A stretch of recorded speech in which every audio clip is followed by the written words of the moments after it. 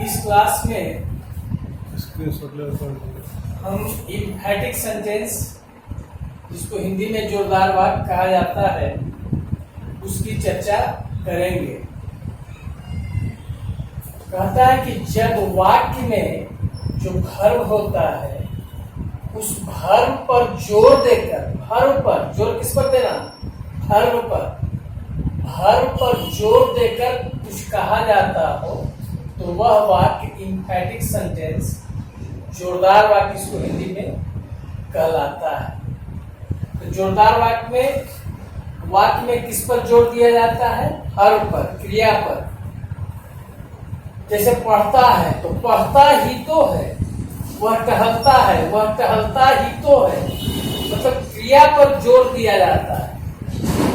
तो देखिए किसका किसका इम्फैटिक सेंटेंस बनता है।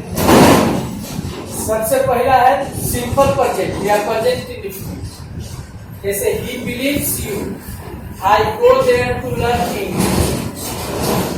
तो इसको इम्फैटिक बनाने का तरीका है कि सब्जेक्ट के बाद डू या डज निकाल करके गिवन का प्रयोग करते हैं। जैसे ही बिलीव्स यू, ही के अनुसार डज निकल गया। ही डज बिलीव यू, मतलब वह तुम पर विश्वास करता ही तो है। I go there to learn English, I के अनुसार डू हो जाएगा। I do go there to learn English, मतलब प्रेजेंट इंडेफिनिट में सब्जेक्ट के अनुसार डू या डज लगा कर गिवन करना।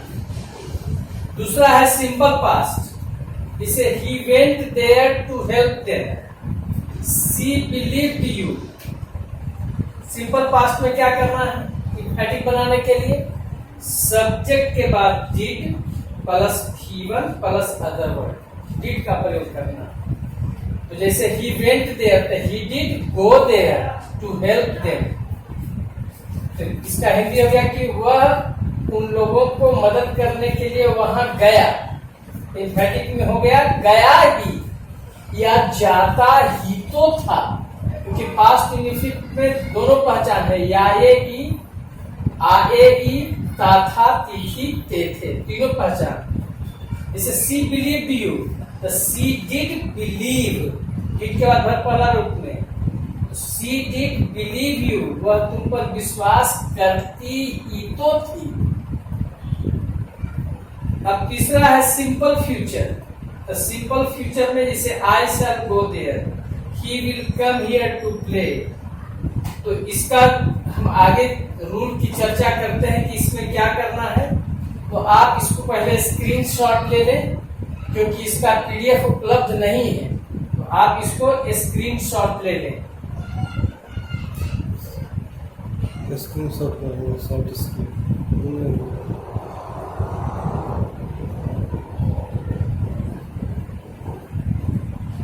तो सिंपल फ्यूचर की चर्चा हम आगे करते हैं, देखते हैं इसका।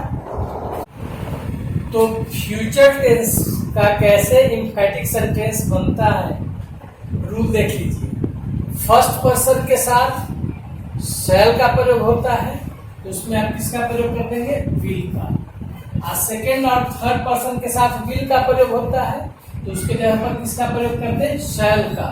मतलब जिसके साथ विल लगता है उसके साथ शैल, और जिसके साथ शैल लगता है उसके साथ विल का प्रयोग करके वाक्य को इम्फैटिक बनाया जाता है। जैसे पहला क्वेश्चन था आई शैल गो देयर, तो क्या बना है? आई विल गो देयर, मतलब अवश्य जाऊंगा। दूसरा था he will come here to play, तो क्या बना है? He shall come here to play, मतलब वह यहाँ खेलने के लिए अवश्य आएगा। जोरदार हो गया। अगला है ऑर्डर, रिक्वेस्ट और एडवाइस वाले वाक्य का इम्फैटिक सेंटेंस। तो ये आप जानते होंगे कि ऑर्डर, रिक्वेस्ट और एडवाइस वाला वाक्य को हम इंपरेटिव सेंटेंस भी कहते हैं। Imperative sentence. जैसे ओपन द डोर, दरवाजा खोलो। प्लीज या kindly help these poor boys, इन गरीब लड़कों को कृपया मदद करें। हेल्प द ब्लाइंड, अंधों की मदद करो। तो सलाह, ऑर्डर और एडवाइस वाले वाक्य में क्या कहता है, जिसको हम इंपरेटिव सेंटेंस कहते हैं, वैसे वाक्य में वर्ब जो आवेगा वो वर्ब के पहले सिर्फ डू का प्रयोग कर देना। क्या करना है, वर्ब जो आवेगा उसके पहले डू का प्रयोग। जैसे इसमें वर्ब है ओपन, तो ओपन के पहले डू। इसमें please kindly help, help verb है तो हेल्प के पहले डू। हेल्प द ब्लाइंड, तो इसमें हेल्प वर्ब है, इसके पहले डू लगा देंगे तो इंफैटिक सेंटेंस हो जाएगा। जिसे पहला है ओपन द डोर, तो क्या इंफैटिक बना, टू ओपन द डोर, मतलब दरवाजा अवश्य खोल दो, जोर देकर जोर पड़ रहा है। जिसे पहले है ओपन द डोर, दरवाजा खोल दो, और डू ओपन द डोर, दरवाजा अवश्य खोल दो, जोरदार हो गया। अगला है लेट वाले वाक्य का इंफैटिक सेंटेंस, लेट वाले वाक्य का। तो एग्जाम्पल दिए हैं, let me go home, let him learn English, let us go to play, let them play there. Let वाला वाक्य यह भी बिल्कुल आसान है। इसमें कहता है कि लेट के पहले सिर्फ डू का प्रयोग करते हैं। जैसे इंपरेटिव सेंटेंस में वर्ब के पहले डू, इसमें भी लेट वर्ब है तो लेट के पहले सिर्फ डू का प्रयोग कर करके वाक्य को इंफैटिक बनाया जाता है। जैसे पहला क्वेश्चन है लेट मी गो होम, तो do let me go home, let के पहले आपको डू लग गया, मतलब मुझे घर जाने दें। इसमें हो गया मुझे घर अवश्य जाने दें। दूसरा क्वेश्चन है लेट वाला वाक्य में कि लेट हिम लर्न इंग्लिश, तो क्या बन गया, do let him learn English, उसे अंग्रेजी सीखने दो। इसमें क्या हो जाएगा, उसे अंग्रेजी अवश्य सीखने दो। तो लेट वाला वाक्य भी बिल्कुल आसान था, इंफैटिक, लेट के पहले सिर्फ डू लगा करके वाक्य को जोरदार बनाया जाता है। अब अगले टाइप में देखेंगे किसका है। यदि वाक्य में हार्डली, सेल्डम, रेयरली, स्कार्सली, इन चारों का अर्थ होता है मुश्किल से ही अर्थात न के बराबर। इन चारों का अर्थ एक ही होता है, मुश्किल से ही अर्थात न के बराबर। इसका प्रयोग किया गया हो तो उस वाक्य को इंफैटिक कैसे बनाते हैं। जैसे ही हार्डली प्लेस क्रिकेट, अब हार्डली रहे या सेल्डम रहे या रेयरली रहे या स्कार्सली रहे, इन सभी का अर्थ क्या हो गया, मुश्किल से ही, मुश्किल से ही अर्थात न के बराबर, अर्थात न के बराबर। मतलब वाक्य में अगर इसका प्रयोग किया गया हो तो समझ जाइए कि उस वाक्य का अर्थ निगेटिव होता है, न के बराबर है मतलब निगेटिव है।